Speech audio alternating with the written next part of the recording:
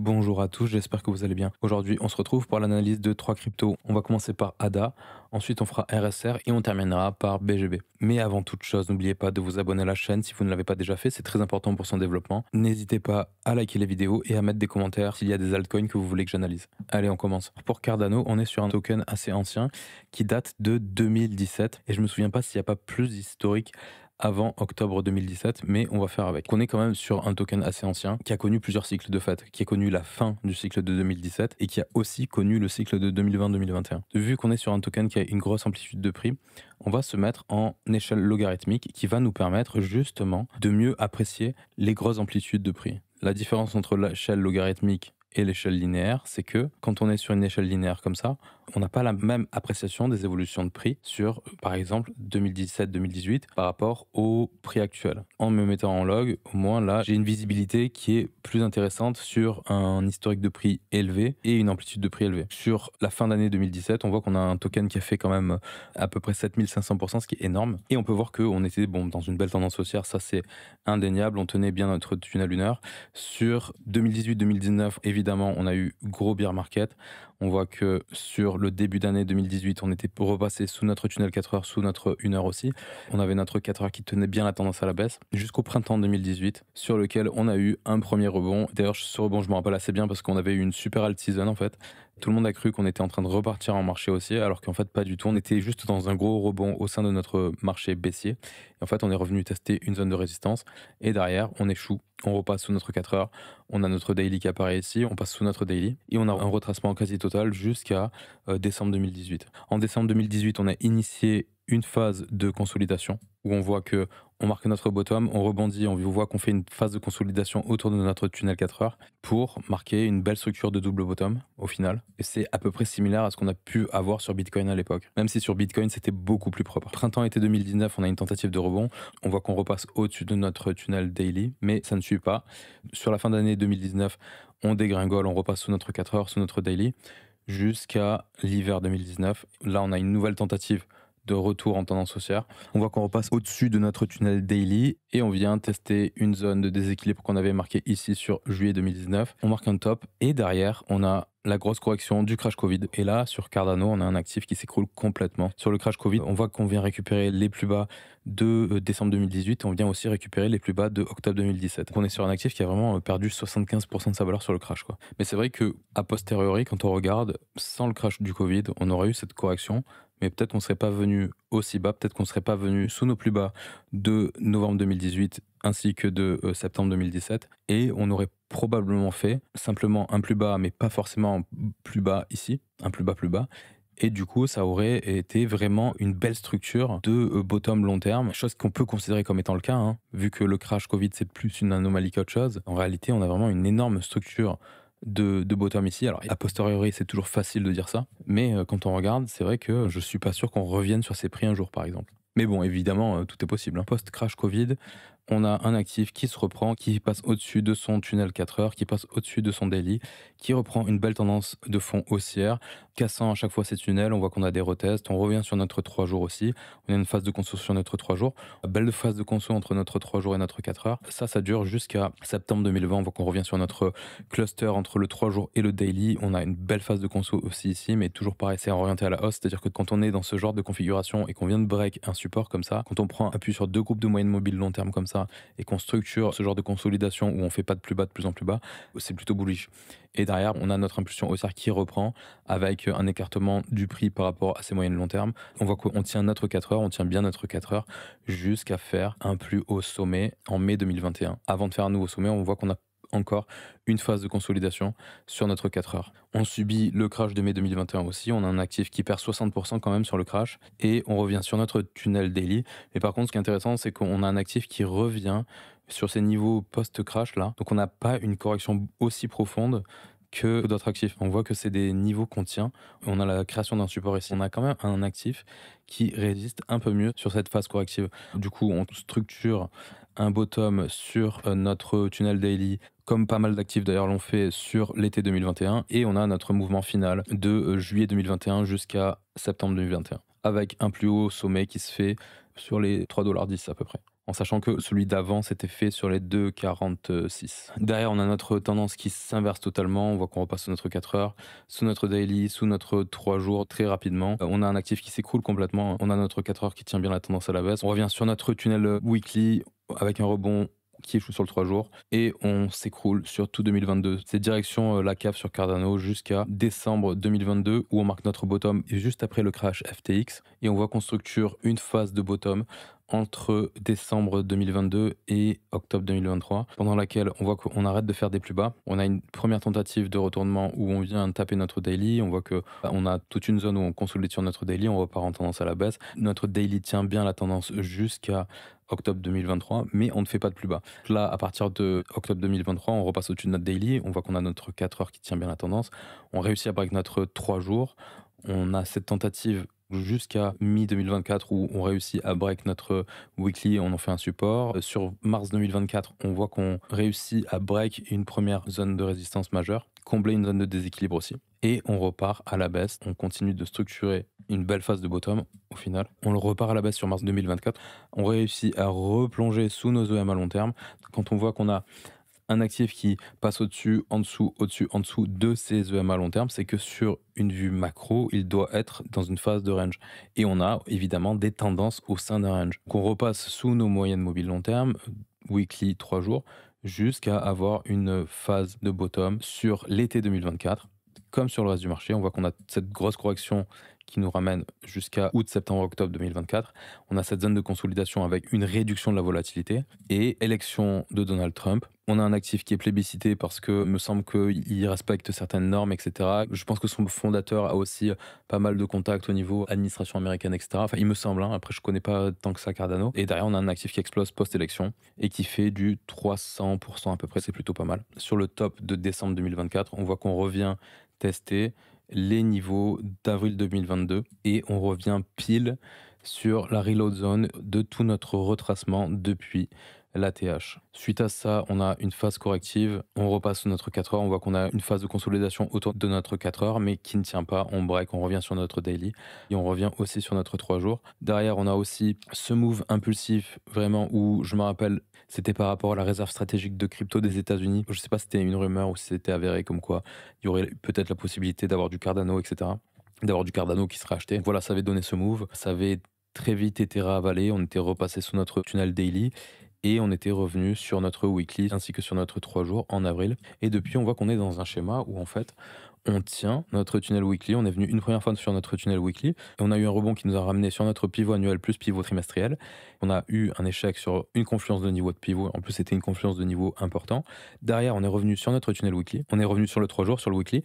Et on est reparti en tendance. On a vraiment fait une structure super propre sur Cardano. En termes de price action, c'est vraiment plutôt pas mal de ce que je vois. C'est similaire à ce qu'on a pu voir sur d'autres actifs sur le marché, mais on a un actif qui quand même se comporte vraiment plutôt bien parce que on a ce rebond en avril 2025 qui nous ramène sur nos points pivots. On voit qu'à chaque fois qu'on fait des déséquilibres, on vient les combler, on repart à la hausse. On fait des déséquilibres, on vient les combler, on a des tentatives. En tout cas, là, on peut voir que on revient dans ce déséquilibre-là en mai 2025, le 20 mai, on a vraiment une confluence entre notre 4 heures, notre daily et ce déséquilibre en daily. On a une tentative, on voit que notre confluence de pivot ne tient pas, on repart à la baisse. On rebond sur notre 3 jours, notre 4 heures plus notre daily font résistance, on repart à la baisse.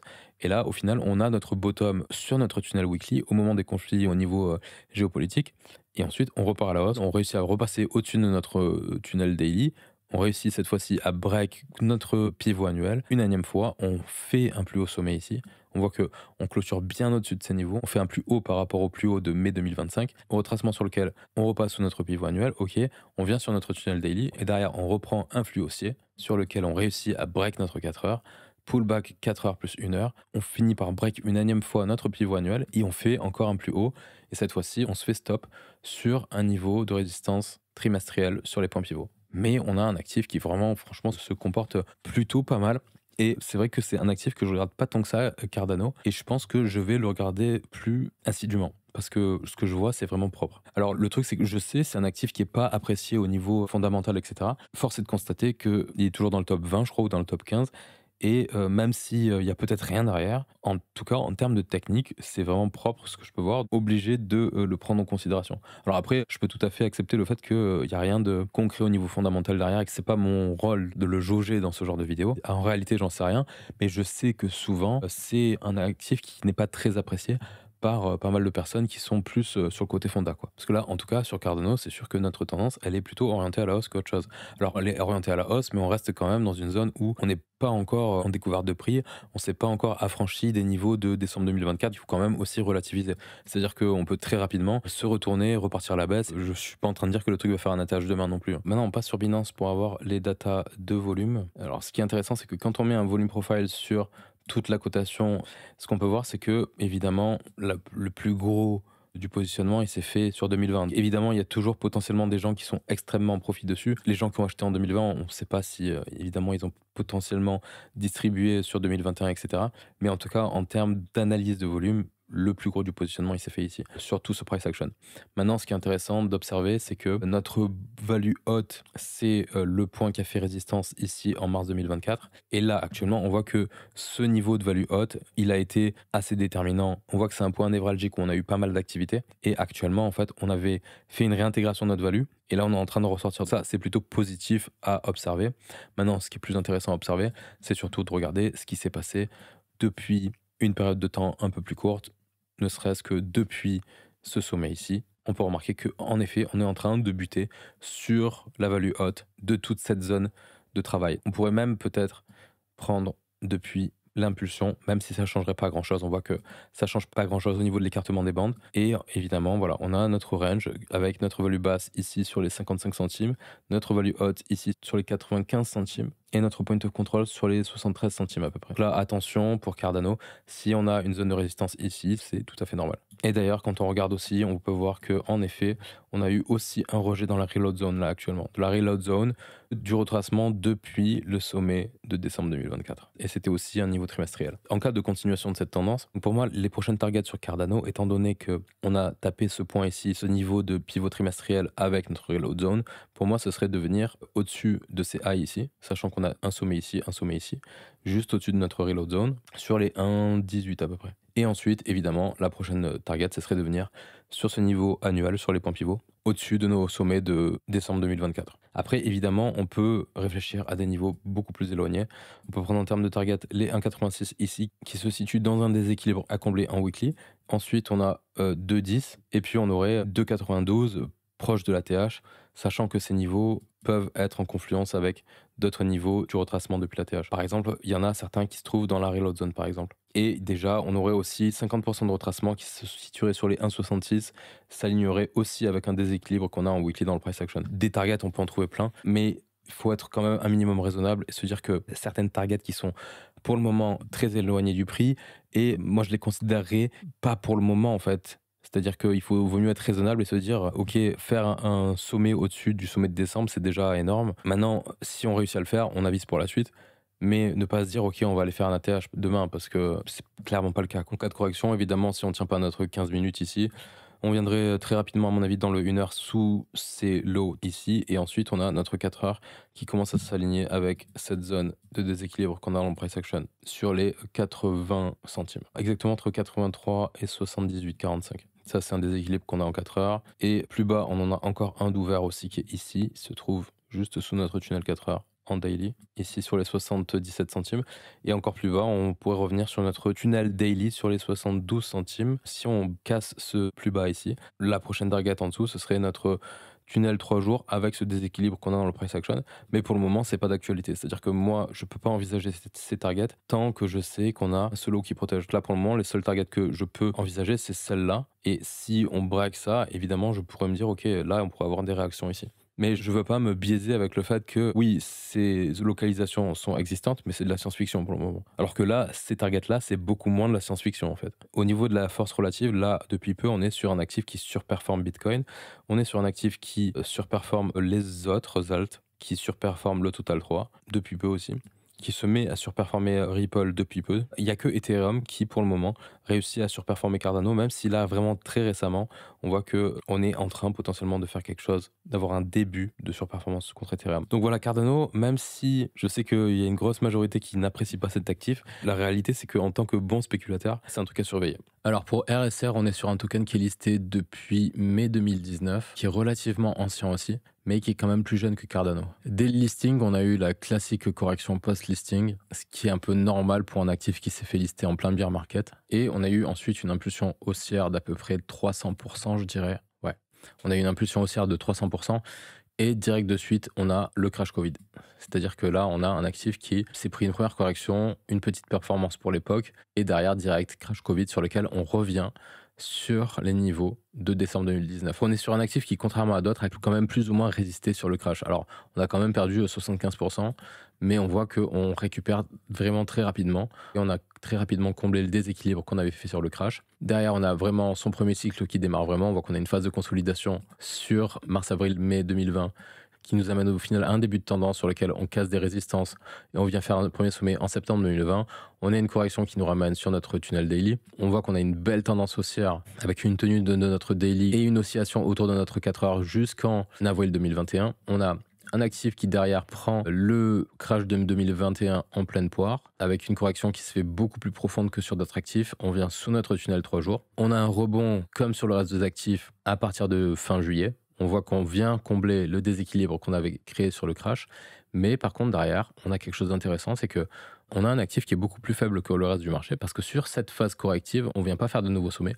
On se contente de combler ce déséquilibre, de repartir à la baisse, on reteste notre 3 jours et ensuite, on reteste notre 3 jours fin septembre. Et derrière, on essaye de repartir à la hausse, mais on voit que ça ne prend pas en fait. On se retrouve dans une phase de range autour de notre 3 jours. Et pendant que le marché fait de nouveaux sommets, RSR, lui, il reste dans un range comme ça autour de son 3 jours et de son daily. Au final, sur décembre 2021, on n'est même pas revenu faire un sommet par rapport à août 2021. On voit qu'on a notre daily là qui est complètement à plat. Donc ce qui est symptomatique d'une phase de range et pas d'une phase de tendance comme on peut le voir ici, avec un daily qui ne fait que monter. Là, on a un daily qui reste flat, voire qui est en train de chuter. Et derrière, on voit que on a notre marché baissier, on casse notre 3 jours, notre 4 heures tient la tendance à la baisse. Mai 2022, on voit qu'on s'effondre complètement.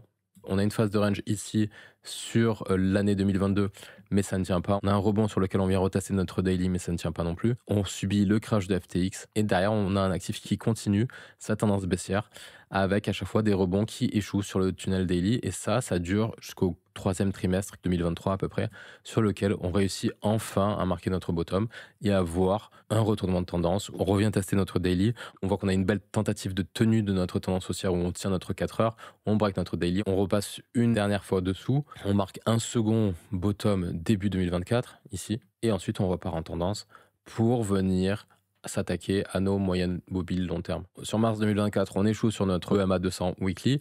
On voit qu'on a une phase entre notre 3 jours et notre weekly. Ok, indécision. On repasse sur notre daily.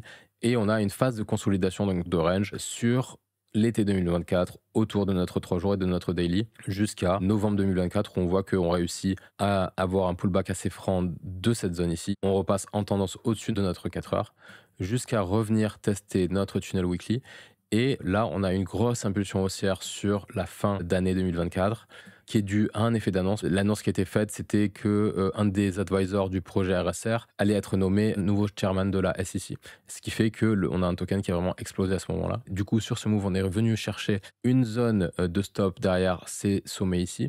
Plus, on est venu combler un déséquilibre qu'on avait dans le price action. Derrière, on retrace, on revient sur notre tunnel weekly. Rebond, on voit qu'on a une phase de consolidation autour de notre 4 heures. On repasse sous notre tunnel weekly, sous notre tunnel daily. Et depuis ce moment-là, on voit qu'on est sur une phase de conso sur nos EM à long terme, de la même manière qu'on l'était juste avant ce mouvement qu'on a eu fin 2024. On a un actif qui est vraiment dans une grosse phase de range, là, grosse accumulation potentielle, toujours dans la même zone. On va se mettre sur Binance pour avoir les données de volume.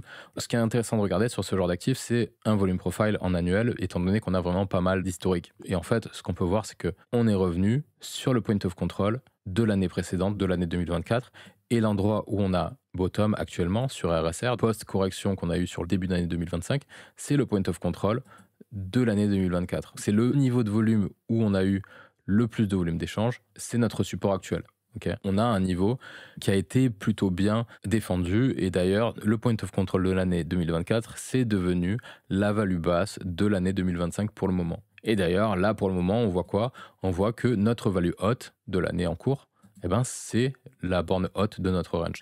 On est dans un range de prix entre 0.0057 et 0.1 avec notre niveau d'équilibre qui est sur les 0.0068. RSR, on avait fait bottom en mars. Maintenant, on sait où est-ce qu'il s'est fait ce bottom. On avait eu un rebond pas si important que ça. Il avait échoué sur notre pivot trimestriel, on était reparti dans un flux baissier. On voit que actif typiquement en phase de range, étant donné qu'on oscille entre notre tunnel 3 jours qui est complètement flat et notre tunnel daily qui est un peu moins flat, mais qui l'est aussi. Et on est revenu faire notre bottom, notre second bottom dans la RLZ du mouvement qu'on avait initié de mars à mai. Derrière, au niveau des tensions géopolitiques, on a impulsion haussière, on repasse au-dessus de notre 4 heures, on break notre pivot trimestriel et on est revenu sur notre zone de résistance, à la fois un niveau de pivot trimestriel et notre tunnel weekly. Derrière, on a un retracement, on revient sur un cluster de moyenne mobile plus notre pivot trimestriel. On voit que récemment, on a eu une autre tentative de cassage de cette résistance qui n'a pas été fructueuse pour le moment. On reste dans une zone de consolidation. Toujours pareil, à court terme, on pourrait regarder là où on se situe sur un VP depuis mars 2025. Et là, on a notre value haute sur laquelle on est actuellement, notre value basse et notre POC qui sont très proches, qui se situent sur les niveaux de bottom de juin et de mars 2025. Et en termes de target, alors déjà là, je viens de me rendre compte d'un truc, voilà, c'est que sur RSR, on a un problème. On a un léger problème au niveau de la data sur le tunnel weekly. C'est-à-dire que là, le tunnel weekly, il est mal calculé. C'est-à-dire que en réalité, et ça tombe bien qu'on tombe sur ça parce que du coup, je peux vous apprendre ça, c'est que justement, en réalité, le tunnel weekly, on est déjà dedans et on a été stoppé par notre EMA 200 weekly ici sur mai 2025, ici sur juillet 2025 et récemment ici aussi sur août 2025. En fait, le problème, c'est que comme on a un actif qui a beaucoup plus d'historique que ça, en fait, le calcul des EMA est mieux effectué vu qu'il y a plus de data sur l'indice. L'indice qui est calculé avec beaucoup plus d'historique ici. Alors que sur Binance, comme Binance a listé le token un peu plus tard, eh ben, le tunnel weekly, il a beaucoup moins de data pour être calculé.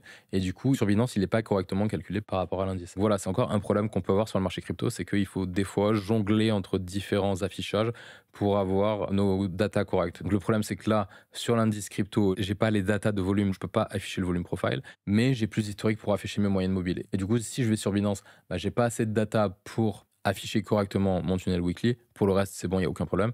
Mais par contre, je peux afficher les datas de volume. Là, il faut jongler. En gros, pour revenir là où on était, ce qu'il faut savoir, c'est que le EMA 200 weekly ne se situe pas ici, mais se situe sur le prix actuel. Et on a eu déjà un contact, deux contacts, trois contacts. Ce qui est quand même important à savoir. Au niveau des targets, en cas de succès au niveau du break de cette résistance, évidemment, prochaine target, ce serait de venir sur le pivot annuel, ici sur les 0.014. On voit qu'en dessous, on a un niveau trimestriel à 0.013. La zone entre les deux, première target idéale. Et c'est pile poil sur le first stop depuis le sommet de décembre 2024. Ensuite, on a nos 50% de retracement ici. Mais plus intéressant, on a notre RLZ avec un niveau trimestriel qui se situe en plein au début de notre RLZ sur les 0.01872. Et ensuite, si on réussit à s'affranchir de la RLZ, on a quasiment le haut de la mèche ici avec un niveau annuel sur les 0.026. Évidemment, derrière, on peut réfléchir à des niveaux en prenant un retracement beaucoup plus important. Mais vous me connaissez, je pense, maintenant. Pour moi, ces niveaux-là, c'est purement de la science-fiction. C'est-à-dire qu'on peut en parler, mais c'est trop éloigné du prix actuellement pour pouvoir les envisager, quoi. Mais après, je peux vous les donner, mais après, il faut pas en rêver, quoi. C'est-à-dire que sur le first stop, on voit qu'on a une confluence entre notre first stop et un beau déséquilibre à combler ici, en daily, même potentiellement en weekly. Là, on voit que vraiment, cette zone ici, si on y va, on est vraiment susceptible d'avoir une réaction, étant donné qu'on a à la fois le first stop et à la fois ce déséquilibre. Ok, mais maintenant, c'est pas parce que cette zone existe qu'on va y aller forcément. Et ça, je veux vraiment que les gens le comprennent assidûment, quoi. De manière générale, pour les targets, voilà, pour RSR, après, on pourrait en avoir d'autres beaucoup plus éloignés, mais ça sert à rien d'en discuter pour le moment. En tout cas, ce qui est vraiment intéressant, c'est que on est sur un actif qui est dans une phase de gros range là, et c'est plutôt pas mal. Contre le reste, ça aura pas la même tête, je pense, mais c'est potentiellement une énorme phase d'accumulation avant de faire quelque chose. C'est à savoir. Derrière, évidemment, en cas de retracement, là, pour se positionner, on voit qu'on a une belle zone de déséquilibre qu'on a créée en daily. Toute cette zone-là, c'est une zone potentiellement où on peut avoir un replacement à se faire. On pourrait revenir en cas de correction sur notre tunnel daily ici, sur les 0.008154. Et on a notre tunnel 3 jours qui est sur les 0.00775 avec notre pivot trimestriel ici. Et en cas de break de ce niveau, ça voudrait dire qu'on a potentiellement un changement au niveau de la structure, hein, on aurait une autre zone sur ce déséquilibre qu'on a en daily ici, sur le 0.0060 ici. Et ça coïncide avec notre point of control ainsi que notre value basse. Maintenant, au niveau de la force relative, on peut voir que contre Bitcoin, on n'a pas fait de plus bas. Bon, c'est plutôt encourageant. C'est vrai qu'il y a des charts qui sont potentiellement plus intéressantes, même si le fait de ne pas faire de plus bas, c'est plutôt encourageant par rapport à d'autres altcoins. Ça, c'est sûr. Contre Ethereum, c'est pas trop ça, hein. On a toujours un Ethereum qui surperf. Contre XRP, on a une légère surperformance ces derniers temps. Contre les alts, c'est plutôt pas mal. C'est-à-dire qu'on a un actif qui se maintient contre le reste, hein. Et contre Solana aussi, ça se maintient. C'est-à-dire qu'on ne fait pas des plus bas, on n'est pas en train de sous-perf Solana, on n'est pas en train de le surperf non plus. RSR, à voir, c'est vrai que pour le moment, il n'est pas orienté dans un schéma de surperformance généralisée, mais on pourrait avoir un actif qui vraiment se met à surperformer d'un coup, comme il l'a déjà fait sur cet effet d'annonce, où on a une explosion d'un coup avec plusieurs multiples, quoi. Ça, c'est tout à fait possible. Souvent, quand on a une grosse zone d'accumulation comme ça, on a des actifs qui partent d'un coup sans prévenir, de la même manière qu'est capable de le faire un XRP, par exemple. Alors, BGB, on est quand même sur un sacré gros performeur, listé depuis janvier 2022. On ne voit que depuis janvier 2022, on est vraiment dans une tendance qui est orientée bien à la baisse. On est sur un actif qui n'a même pas vraiment réagi quand tout le marché s'est pété la gueule lors du crash FTX. On est sur un token qui tient bien son tunnel daily depuis 2022. On a quand même eu quelques phases de consolidation, par exemple entre février 2023 et décembre 2023, ou par exemple sur une grosse partie de l'année 2024, où on voit qu'on a eu une petite phase de correction de avril 2024 jusqu'à novembre 2024. C'est vrai que le seul truc qu'on peut noter qui est un peu étrange, c'est cette espèce de gros mouvement ici où on est venu récupérer pas mal de stops et de liquidation. Mais sinon, de manière générale, on est sur un actif qui se comporte absolument pas comme le reste du marché. On a eu du coup un énorme mouvement haussier, vraiment grosse explosion fin 2024. Si on regarde du point bas, sans prendre la mèche, jusqu'au point haut, ici on est sur du quasiment 800%, ce qui est énorme. Et depuis fin 2024, on est dans une phase corrective qui nous a ramené jusqu'à notre tunnel daily. On peut voir le moment exact où on a eu cette inversion de tendance, étant donné qu'on avait une phase de consolidation sous ATH, phase de consolidation qui aurait pu donner lieu à une continuation de tendance, mais on voit que finalement, cette espèce de drift up qu'on avait s'est résolu à la baisse en cassant notre 1 heure, en ayant un cross momentum ici entre notre 15 minutes et notre 1 heure. D'ailleurs, on peut voir hein, que sur cette période-là, quand on regarde bien, on voit qu'on a quand même phase d'hésitation où notre 15 minutes passe notre 1 heure à la baisse, puis à la hausse, puis à la baisse, puis à la hausse. Et vraiment, on a ce moment où notre prix passe nos deux tunnels, puis on a notre tunnel 15 minutes qui passe notre 1 heure. Et derrière, on voit qu'on a une différence en termes de momentum, étant donné que juste avant, on avait notre 15 minutes au-dessus de notre 1 heure. Et là, maintenant, c'est l'inverse. Quand vous avez ce genre de contexte, vous pouvez vous dire que vous avez plus de chances d'avoir votre prix qui est orienté à la baisse qu'à la hausse. Et derrière, c'est ce qui s'est passé. C'est-à-dire que retour sur notre 1 heure, on break notre 1 heure à la baisse, on essaie de réintégrer. Et d'ailleurs, on voit que ce genre de mouvement aussi, c'est aussi symptomatique d'un changement de direction, étant donné qu'on est venu récupérer toute une zone ici. Bon, on avait déjà commencé à le faire ici, mais là vraiment on a toute une prise de stop sous tous ces creux. On a même un mouvement qui vient combler certains déséquilibres. Derrière, on a une réintégration, on a un échec de repasser au-dessus de nos moyennes mobiles. On voit qu'on repasse très rapidement sous notre 4 heures. Et là, on a une grosse confluence entre 1 heure, 15 minutes, 4 heures qui tient la tendance à la baisse. À partir de ce moment-là, on a eu phase de correction surtout début 2025 jusqu'à venir sur notre tunnel daily. Et depuis mars 2025, on est dans une forme de consolidation sur notre tunnel daily. Phase de consolidation qui peut donner lieu à une continuation de tendance pour venir sur le 3 jours ou alors un retournement. Là, vu comment notre price action il est orienté et vu la tendance macro, il serait logique qu'on ait une continuation de tendance sur une grosse unité de temps, ce qui voudrait dire un retournement ici. Vu que là, depuis janvier 2025, on est dans un flux baissier, mais de manière globale, on est dans un flux qui est orienté à la hausse. Tant que notre tunnel daily tient le prix, pour moi, la suite logique pour BGB, c'est d'avoir un retournement ici pour avoir une continuation de tendance sur une unité de temps beaucoup plus grosse. Quand on regarde sur du weekly ou sur du mensuel, on voit qu'on est quand même en train de structurer quelque chose qui peut ressembler à un bottom, quoi. Alors évidemment, quand on regarde sur du weekly voire mensuel, on peut se dire, ok, c'est vrai qu'il y a quand même pas mal de zones de déséquilibre à combler, ne serait-ce que ici, cette zone de breakout qu'on a comblée partiellement aussi. Il n'y a rien qui nous oblige à revenir jusqu'à cette localisation sur les 2 dollars à peu près, 2,40 $. Maintenant, si on revient dans ces zones, oui, ce sont des localisations qui sont idéales, mais ça voudrait dire qu'on a vraiment eu ce genre de move. ce qui pour le moment n'est pas vraiment envisageable. Bon, par contre, quand on regarde un volume profile sur BGB, là, ce qu'on peut voir, c'est que la grosse majorité du positionnement s'est vraiment faite sur 2022. Il y a quand même une énorme quantité du supply qui en profite depuis ici. C'est vrai qu'on a aussi un high volume node qui s'est créé sur la zone actuelle. Il faut relativiser aussi, se dire que sur la zone actuelle, il y a énormément de supply qui a été acheté, de fait, vendu aussi, mais qui a été acheté. Relativiser le fait que oui, la grosse majorité du volume s'est fait sur ce volume profile ici, toute cette zone aussi, parce qu'on voit qu'on a un node aussi ici sur les 47 centimes. On a 19 centimes, on a 47 centimes, on en a un autre ici sur les 1,17 $. Mais on a un autre node qui se crée qui est beaucoup plus faible sur les 4,50. Si je prends par exemple la dernière impulsion, on peut voir un peu mieux que, ok, là on a pas mal de positionnement qui s'est fait aussi ici sur les 1 $. Et évidemment, là, on voit beaucoup mieux notre high volume node sur la zone actuelle. Maintenant, sur BGB, il faudra peut-être pas s'attendre à un nouveau x10, évidemment, mais la zone actuelle, je le répète, ça peut être vraiment une super localisation pour avoir une seconde extension, peut-être pas aussi importante que celle qu'on a eue, mais pourquoi pas venir chercher quelque chose du type AB égale CD sur les 11 373, à peu près quelque chose comme ça, ce qui donnerait à partir d'ici une performance de 140%, quoi. Bon, ça, c'est des targets juste sur un setup. Ce qui pourrait être plus intéressant, c'est évidemment de regarder au niveau de nos points pivots, là où on se situe. Alors, ce qui est intéressant, c'est qu'on peut voir notre pivot annuel qui est en résistance ici, sur les 5,04 $ à peu près. Et on a aussi notre pivot trimestriel qui, pour le moment, fait résistance sur la zone actuelle, sur les 4,70 $. Ensuite, on a un niveau de pivot trimestriel sur les 5,70. On en a un autre sur les 6,38. Et ensuite, on a une zone entre 8,98 et 9,48. Ça se situe juste au-dessus de la TH. Puis, on a une zone sur les 13 $.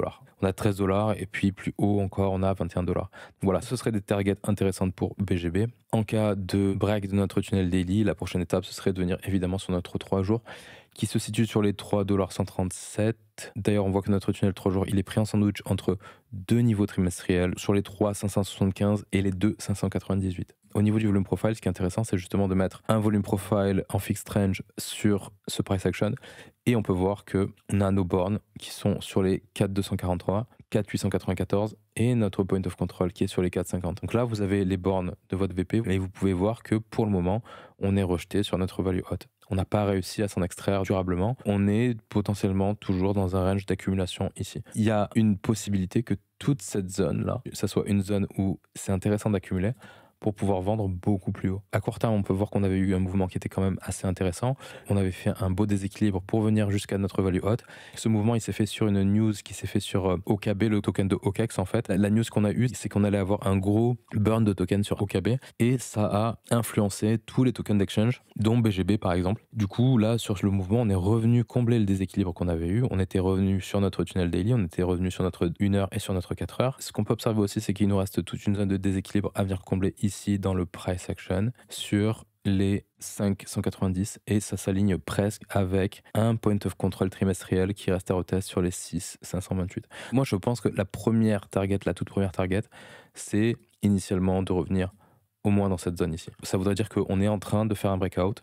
Maintenant, à voir si c'est un breakout qui se matérialise avec une continuation de tendance derrière ou c'est juste un retest de niveau d'intérêt pour revenir dans notre range par la suite. Ça, c'est une possibilité aussi. Maintenant, par rapport à la force relative, c'est vrai que comme on est sur un actif qui reste flat contre USD, et bien contre le reste, on est sur un actif qui sous-performe. Parce que, évidemment, XRP a surperformé contre USD, BTC a surperformé contre USD, Sol a surperformé, en fait, tout a surperformé contre USD, et BGB, pour le moment, se maintient. En fait, quand on regarde la force relative, c'est pas super intéressant. C'est pour ça que, voilà, ce genre d'actif qui reste flat contre USD, pendant que le reste surperforme, forcément, quand on va regarder leur force relative par rapport au reste, on va être dans une sous-performance. Par contre, il faut noter que c'est pas un actif qui sous-performe USD. Ça, c'est déjà ça. Mieux vaut un actif qui reste flat contre USD plutôt qu'un actif qui se pète la gueule, quoi. Pour le moment, c'est vrai que la force relative, c'est pas fou contre les alts, ça sous-perf Ethereum évidemment, parce que ça sous-perf tout en fait, pour le moment. Mais c'est pas une sous-performance qui est extrêmement marquée. C'est-à-dire que dès le moment où on pourrait reprendre une tendance haussière, on pourrait avoir un prix qui part de manière impulsive à la hausse comme ça, contre le reste du marché. Ce serait peut-être pour venir faire simplement un plus haut, plus bas contre des actifs comme Ethereum par exemple. Si vous voulez vraiment extraire un maximum de value, quand vous avez un actif qui est flat contre USD et qui sous-perf le reste, il vaut mieux attendre un peu, faire sa performance sur Bitcoin, Ethereum, etc.